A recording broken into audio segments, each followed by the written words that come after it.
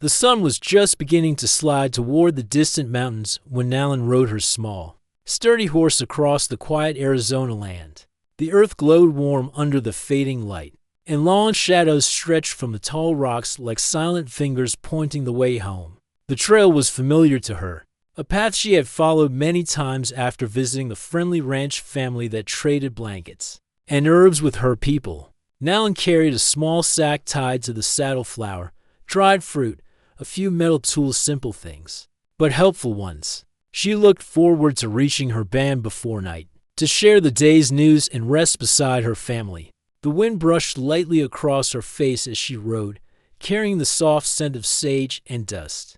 It was peaceful, too peaceful. Every now and then, she glanced behind her, sensing something she couldn't name. The open land around her seemed still, but the stillness felt heavy, as though the earth was holding its breath. Nalin tried to ignore it, focusing instead on the steady rhythm of her horse's steps.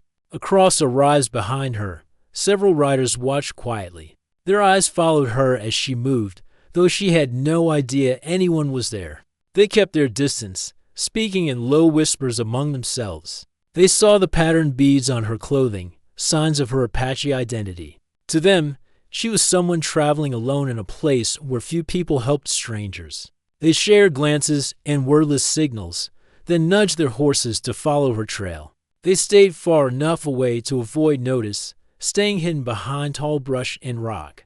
Nalin's horse suddenly lifted its head, ears twitching. She slowed her pace and listened carefully, but the only sound she caught was the rustle of wind through dry leaves. Still, she felt the uneasy flutter in her stomach grow stronger. She guided her horse toward a narrow canyon where the path dipped between two tall cliffs. It was quicker, but also more closed in.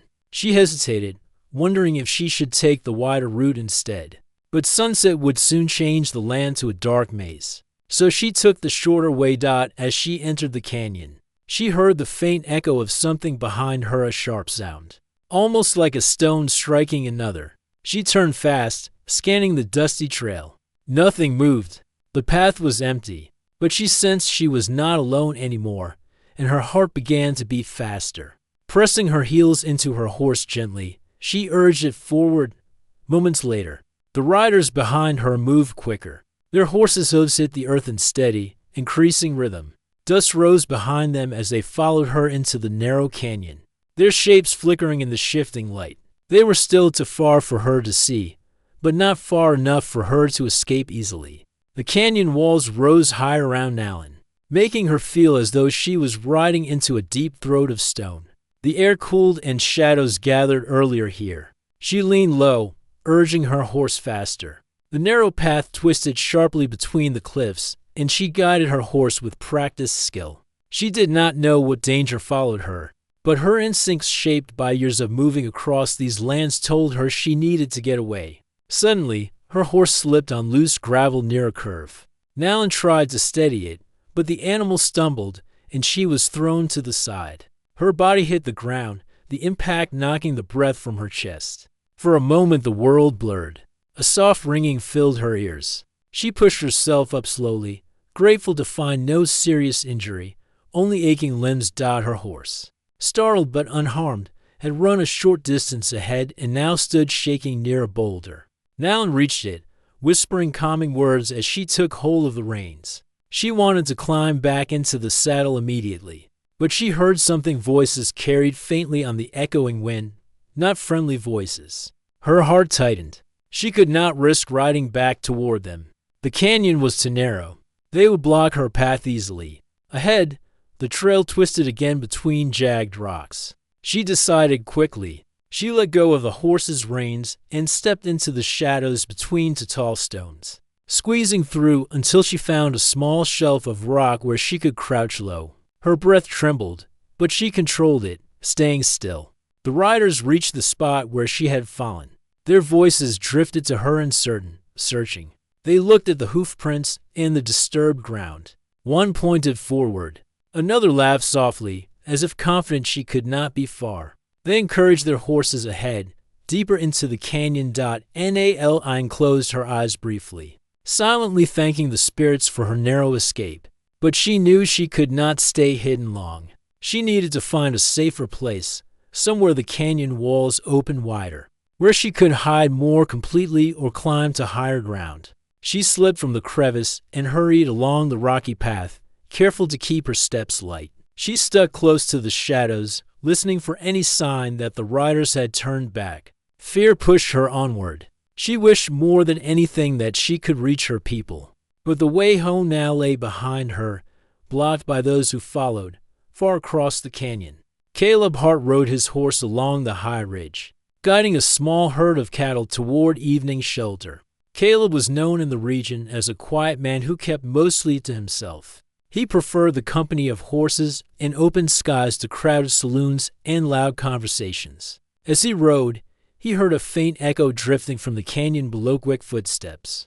Voices carried on the breeze. It was unusual for anyone to be traveling through the narrow pass at this hour. He paused, adjusting his hat as he listened again. A moment later he heard a softer sound, a hurried breath, like someone running. Caleb gently pulled his horse to the edge of the ridge and looked down, scanning the canyon floor. He saw movement between the rocks, a figure, small and quick, trying to stay low. The faintest spark of concern rose inside him. He guided his horse carefully down the slope toward the canyon entrance. As he reached flatter ground, he spotted more signs, fresh hoof prints, many of them, pressed deeply into the dirt. He dismounted and crouched, touching the prints. Several riders had passed through recently. Their formation suggested they were searching for someone, not simply traveling. Caleb straightened and looked deeper into the canyon. He hesitated. This was not his business. The land was full of people chasing after things that didn't concern him, and he had learned long ago not to walk into other people's troubles. But something felt different here. The hurried footsteps he had heard sounded frightened, not dangerous. And the riders following. He did not like the tension he sensed. With a quiet sigh, Caleb swung back into the saddle and guided his horse into the narrow pass. Meanwhile, Nalin had reached a wider stretch of canyon where the rock walls pulled back just slightly, giving a bit more space and a sliver of sky above. She slowed her steps, breath quick and unsteady. Her legs trembled from the fall and the fear. But she kept moving toward a cluster of boulders that created a kind of half-shelter. As she crouched there, trying to gather her strength, she heard hooves approaching again.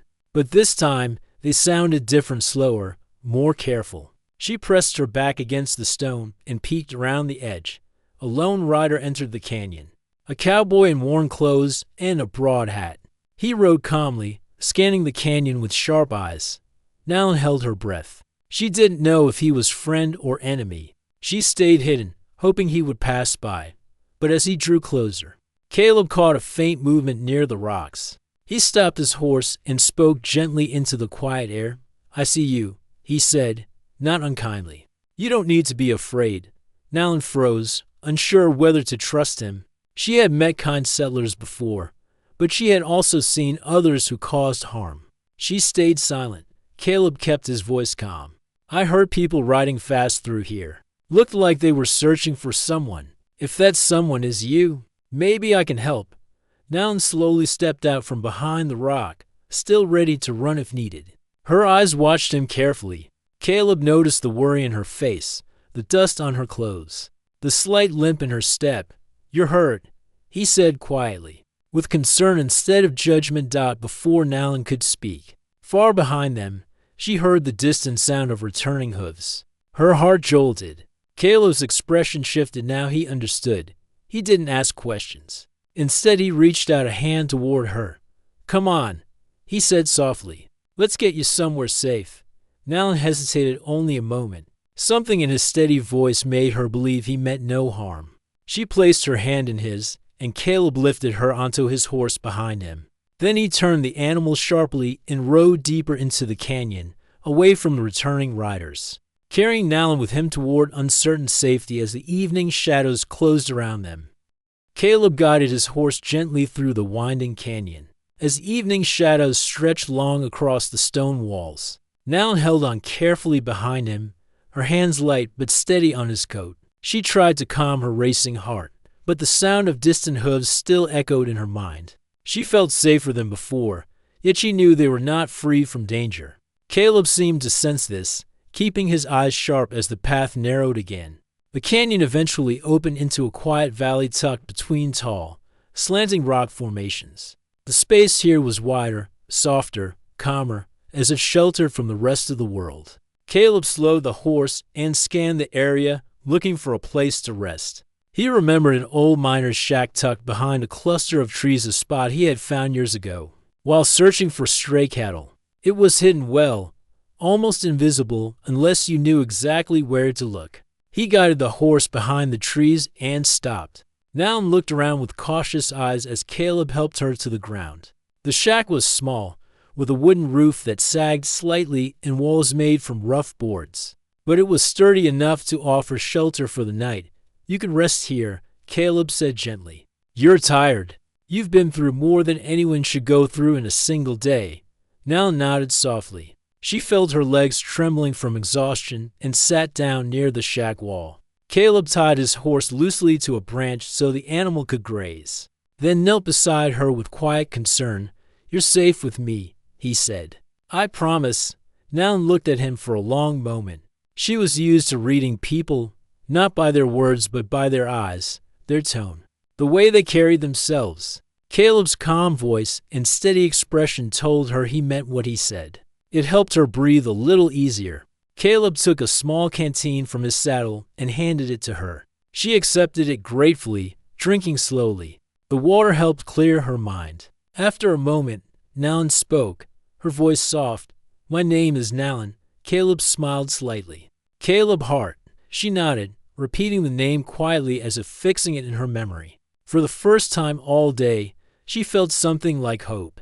Caleb gathered a few dry branches and lit a small fire outside the shack, keeping the flames low so they wouldn't glow too brightly. The soft, warm light flickered gently over the ground, painting the area in a peaceful glow. Noun held her hands close to the fire, letting the warmth soak into her stiff fingers. After a while, Caleb spoke again. "Where were you headed before all this happened?" Noun hesitated, unsure how much to share. But something told her that honesty was the best path now. "My band," she said softly. "They are today's travel from here. I was returning from a ranch family that trades with us. I didn't know anyone was following." Caleb nodded slowly. "I saw a group riding through that canyon. They didn't look like they meant well." Noun's eyes lowered, remembering the fear she felt when she realized she was being chased. Caleb saw the worry in her expression and gently changed the direction of the conversation. "You're strong," he said. "The way you moved through that canyon. You kept your wits even when things were hard. Not many people could do that." Noun looked up, surprised. Compliments were rare among strangers. Caleb's words were simple, but they warmed her heart. They sat quietly for a while, listening to the soft crackle of the fire and the distant call of night birds. The sky slowly deepened to a rich blue, then darker still as stars began to appear. Eventually Caleb stood. "Get some rest," he said. "I'll keep watch. You should rest too," Noun said gently. "I will, but not until I'm sure this place is quiet." Caleb gave her a reassuring nod. Noun settled inside the small shack, leaning against the wall. She closed her eyes, grateful for the first safe moment since the chase began. Outside, Caleb sat on a fallen log, keeping his eyes on the valley's entrance. He was calm, but alert. Even though he didn't know Nalin well, a strange protective feeling had already grown inside him. Hours passed quietly. The moon rose high, casting a pale glow across the land.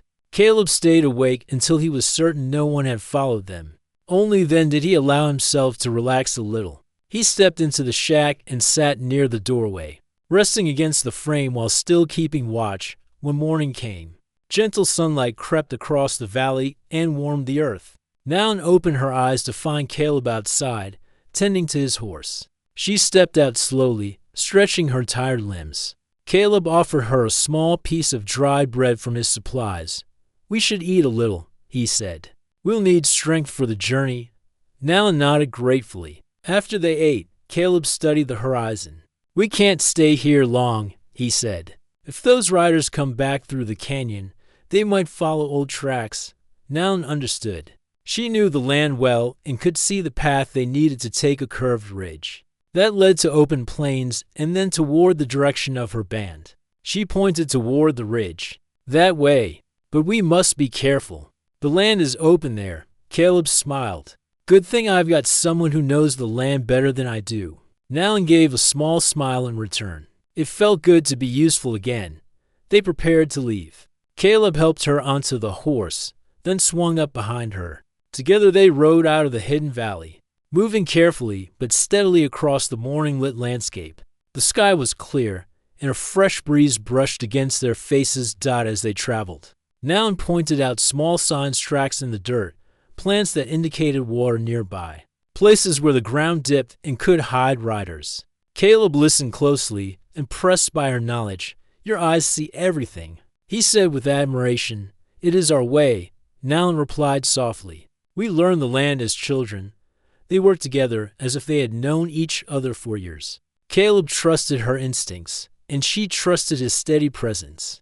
By midday they reached a high ridge. From here they could see far across the plains. Nalin scanned the horizon carefully. In the distance, a faint line of dust drifted upward, someone riding fast. Caleb noticed it too. He frowned slightly. They're still out there. Nalin felt a soft wave of worry, but Caleb touched her arm gently. Don't be afraid. We'll stay ahead. They guided the horse down the ridge and moved into a wide stretch of land dotted with brush and gentle hills. Nalin knew how to hide tracks, and she instructed Caleb on which ground left the least signs. They moved with care and quiet focus. Hours passed, and the dust line on the horizon slowly faded. Caleb let out a breath. I think we've put good distance behind us. Nalin closed her eyes briefly in relief. By late afternoon, the land began to change. The earth rose gently into rolling hills, and the wind carried the distant sound of voices, soft, rhythmic, familiar to Nalin. Her heart stirred. My people, she whispered. Caleb slowed the horse. They approached cautiously until several figures appeared ahead, dressed in traditional clothing, standing watch. When they saw Nalin on the horse, they hurried forward, speaking in warm, relieved tones. Nalin slid down from the saddle, her eyes bright with emotion. She embraced the closest member of her band. After greeting her people, she turned to Caleb, who sat quietly on the horse, unsure if he should stay or leave. Nalin stepped closer to him. You helped me when I had no one, she said softly. I will never forget that. Caleb smiled gently. I'm glad you're safe now. She removed a small bracelet woven from colorful threads and beads, an item she carried for special moments. She held it out to him with both hands. This is for you, she said. A gift of thanks. In respect, Caleb accepted it carefully, touched by the gesture more deeply than he expected. He fastened it around his wrist and looked at her with quiet gratitude. Nalin's people watched with warm expressions, understanding the meaning of the exchange. Caleb finally turned his horse. Take care, Nalin, he said. Nalin nodded, her eyes soft. May your path always be clear, Caleb Hart. He rode away slowly, glancing back once more.